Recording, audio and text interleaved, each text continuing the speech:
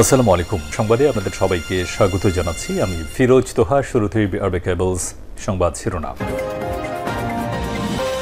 পুরোদমে ভারত পাকিস্তান যুদ্ধ চলছে, আর এই মুহূর্তে আমাদের হাতে এসেছে যুদ্ধের সবথেকে গুরুত্বপূর্ণ তাজা আপডেট সংবাদ। প্রথমে জানাবো আলহামদুলিল্লাহ, ভারতের 2 জেলায় পাকিস্তানের ভয়াবহ হামলা। পাকিস্তানের পেশোয়ারে দেখা গেল ড্রোন। ভারত এবং পাকিস্তানের মধ্যে যুদ্ধবিরতি ঘোষণার কয়েক ঘন্টা যেতে না যেতেই বিস্ফোরণে কেঁপে উঠেছে ভারত শাসিত কাশ্মীরের রাজধানী শ্রীনগর। এছাড়াও ড্রোন উঠতে দেখা গেছে পাকিস্তানের পেশোয়ার শহরের আশপাশেও। আজ মার্কিন বার্তা সংস্থা এপি জানিয়েছে, উত্তর পশ্চিম পাকিস্তানের পেশোয়ারা শহরের উপর একটি ড্রোন দেখতে পেয়েছে বাসিন্দারা। এরপর জানাবো, পাকিস্তানের হামলায় প্রাণ গেল বিএসএফ জওয়ানের। পাকিস্তানের গোলার আঘাতে ভারতের সীমান্তিরক্ষী বাহিনী বিএসএফের সদস্যের মৃত্যু হয়েছে, এছাড়াও আহত হয়েছে অন্তত 7 জন। আজ জম্মু সীমান্তের কাছে RS পুরা সেক্টরে এই ঘটনা ঘটে।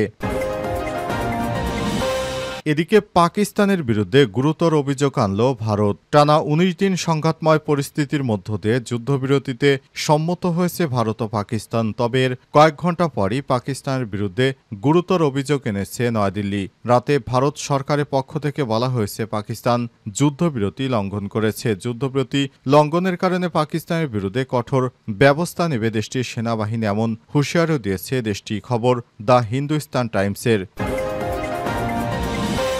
এদিকে কমান্ড অথরিটির সঙ্গে জরুরি বৈঠক ডাকলেন পাকিস্তানের প্রধানমন্ত্রী শেহবাজ শরীফ। ভারত ও পাকিস্তানের মধ্যে হামলা পাল্টা হামলার মাধ্যমে পরিস্থিতি দ্রুত অবনতি হয়েছে। যে কোনো সময় ভয়াবহ কিছু ঘটতে পারে। এ অবস্থায় ন্যাশনাল কমান্ড অথরিটি বা এনসি এর বৈঠক ডেকেছে পাকিস্তানের প্রধানমন্ত্রী শেহবাজ শরীফ। আজ বিবিসির এক প্রতিবেদনে জানানো হয়েছে, এনসি এর দেশটির স্থল, আকাশ ও নৌবাহিনীর যৌথ কৌশল প্রণয়নে ভূমিকা রাখে। তারা পারমাণবিক অস্ত্রের দেখভাল করে এবং এ বিষয়ে সিদ্ধান্ত গ্রহণ করে। এবং সর্বশেষ জানাবো, ভারতে নিষিদ্ধ সংগঠন ছাত্রলীগ নেতা সাদ্দাম ও সাবেক গোয়েন্দা কর্মকর্তাকে গ্রেপ্তারের দাবি। ভারত ও পাকিস্তান যুদ্ধ পরিস্থিতির মধ্যে নিরাপত্তা জোরদার করা হয়েছে ভারত বাংলাদেশ সীমান্তে। এমন অবস্থায় আজ পশ্চিমবঙ্গের একাধিক স্থানে গ্রেপ্তার হয়েছে অন্তত 20 জন বাংলাদেশি। এদের মধ্যে উত্তর 24 পরগনার বাগদা এলাকা থেকে 11 জন, নদিয়ায় 7 জন, শিলিগুড়ি থেকে 1 জন এবং পূর্ব বর্ধমান থেকে 1 জনকে গ্রেপ্তার করা হয়েছে। এদের মধ্যে সন্দেহভাজন একজন গোয়েন্দা কর্মকর্তা এবং নিষিদ্ধ ছাত্র সংগঠন ছাত্রলীগের নেতা সাদ্দাম রয়েছে বলে জানা গেছে। প্রিয় দর্শক, এতক্ষণ শুনছিলেন সংবাদ শিরোনাম, এবারে বিস্তারিত। তবে তার আগে বন্ধুরা, অনুরোধ থাকবে এই সংবাদটিতে একটি লাইক দিন। এই চ্যানেল আপনি নতুন হয়ে থাকলে আমাদের সংবাদটি দেখতে দেখতে চ্যানেলটি সাবস্ক্রাইব করে রাখুন।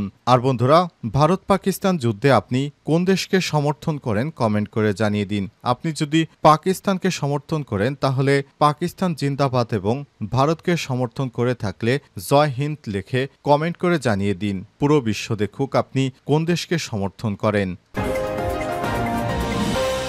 ভারতের 2 জেলায় বিস্ফোরণ, পাকিস্তানের পেশোয়ারে দেখা গেল ড্রোন।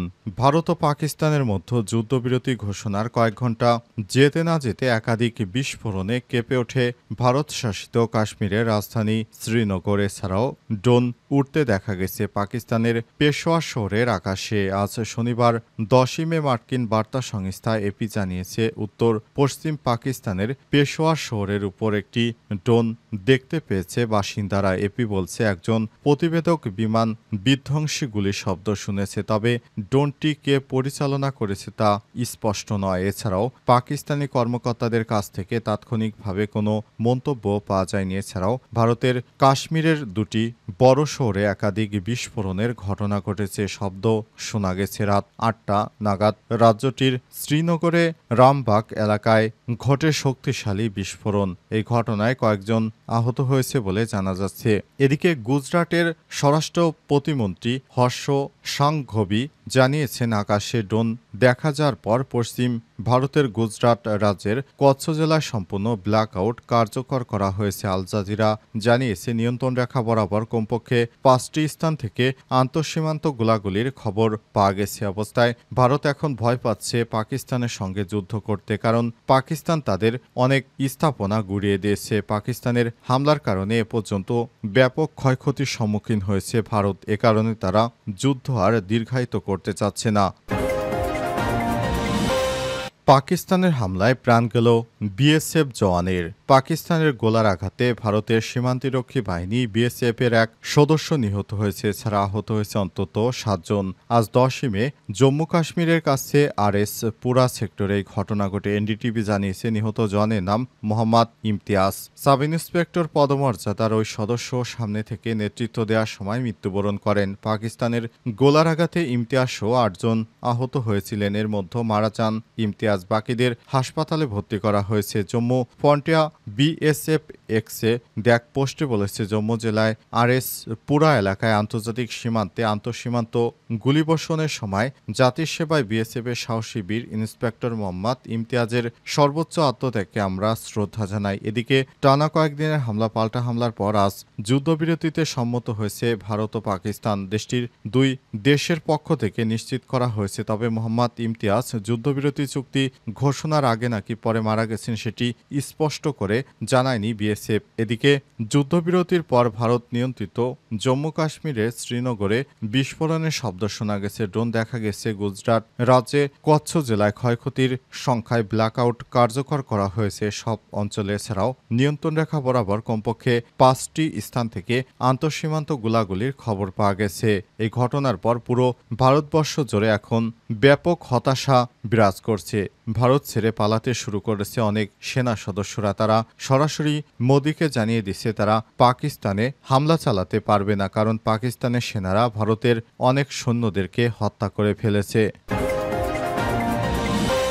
পাকিস্তানের বিরুদ্ধে গুরুতর অভিযোগ আনল ভারত। টানা 19 দিন সংঘাতময় পরিস্থিতির মধ্যে যুদ্ধবিরতির সত্ত্বে সম্মত হয়েছে ভারত ও পাকিস্তান। তবে এর কয়েক ঘন্টা পরই পাকিস্তানের বিরুদ্ধে গুরুতর অভিযোগ এনেছে নয়াদিল্লি। শনিবার 10ই মে রাতে ভারত সরকারের পক্ষ থেকে বলা হয়েছে, পাকিস্তান যুদ্ধবিরতি লঙ্ঘন করেছে। যুদ্ধবিরতি লঙ্ঘনের কারণে পাকিস্তানের বিরুদ্ধে কঠোর ব্যবস্থা নেবে দেশটির সেনাবাহিনী, এমন হুঁশিয়ারি দিয়েছে দেশটি। খবর দ্য হিন্দুস্তান টাইমসের সংবাদ মাধ্যমটি বলেছে, যুদ্ধবিরতি কার্যকরের পর একাধিক স্থানে হামলার জেরে দেশটির পররাষ্ট্র সচিব বিক্রম মিস্ত্রি বলেছেন, তিনি বলেন, যুদ্ধবিরতি চুক্তিতে সম্মত হওয়ার কয়েক ঘন্টা পরে ভারতীয় সশস্ত্র বাহিনী পাকিস্তানের যুদ্ধবিরতি লঙ্ঘনের জবাব দিচ্ছে। এ সময় তিনি আরও বলেন, সশস্ত্র বাহিনীকে চুক্তি লঙ্ঘনের বিরুদ্ধে কঠোরভাবে মোকাবিলা করার নির্দেশ দেওয়া হয়েছে। আমরা পাকিস্তানের সমস্যা সমাধানের জন্য যথাযথ পদক্ষেপ নেওয়া এবং গুরুত্বর দায়িত্বের সঙ্গে পরিস্থিতি মোকাবেলা করার আহ্বান জানাচ্ছি। সশস্ত্র বাহিনী পরিস্থিতির উপর কঠোর নজর রাখছে এবং আন্তর্জাতিক সীমানা ও নিয়ন্ত্রণ রেখা বরাবর যে কোনো সীমান্ত লঙ্ঘনের পুনরাবৃত্তির বিরুদ্ধে কঠোরভাবে মোকাবেলা করার জন্য কঠোর নির্দেশ দেওয়া হয়েছে বলে জানান ভারতের পররাষ্ট্র সচিব বিক্রম মিস্ত্রি। এদিকে আল জাজিরার খবরে বলা হয়েছে, যুদ্ধবিরতির পরও ভারত নিয়ন্ত্রিত জম্মু কাশ্মীরের শ্রীনগরে বিস্ফোরণের শব্দ শোনা গেছে। ড্রোন দেখা গিয়েছে। গুজরাট রাজ্যে কচ্ছ জেলায় ক্ষয়ক্ষতির সংখ্যায় ব্ল্যাকআউট কার্যকর করা হয়েছে সব অঞ্চল। এছাড়াও নিয়ন্ত্রণ রেখা বরাবর কমপক্ষে 5টি স্থানে আন্তঃসীমান্ত গোলাগুলির খবর পাওয়া গেছে। পরিস্থিতি নিয়ন্ত্রণে হিমশিম খাচ্ছে দুই রাষ্ট্রই। নতুন করে ভারতের 2টি রাফায়েল যুদ্ধ বিমান ভূপাতিত করার দাবি করেছে পাকিস্তান। সেখানে ভারতের একজন মহিলা পাইলটও রয়েছে, যার নাম শিবানী। ভারতে নিষিদ্ধ সংগঠন ছাত্রলীগ নেতা সাদ্দাম এবং সাবেক গোয়েন্দা কর্মকর্তাকে গ্রেপ্তারের দাবি। ভারত ও পাকিস্তানে যুদ্ধ পরিস্থিতির মধ্যে নিরাপত্তা জোরদার করা হয়েছে ভারত বাংলাদেশ সীমান্তে। এমন অবস্থার মধ্যে শনিবার 10ই মে পশ্চিমবঙ্গের একাধিক স্থানে গ্রেপ্তার হয়েছে অন্তত 20 জন বাংলাদেশি। এদের মধ্যে উত্তর 24 পরগনা বাগদা এলাকা থেকে 11 জন, নদিয়ায় 7 জন, শিলিগুড়ি থেকে 1 জন এবং পূর্ব বর্ধমান থেকে 1 জনকে গ্রেপ্তার করা হয়েছে। এদের মধ্যে সন্দেহভাজন একজন গোয়েন্দা কর্মকর্তা ও নিষিদ্ধ সংগঠন ছাত্রলীগের সভাপতি রয়েছে বলে জানা গেছে।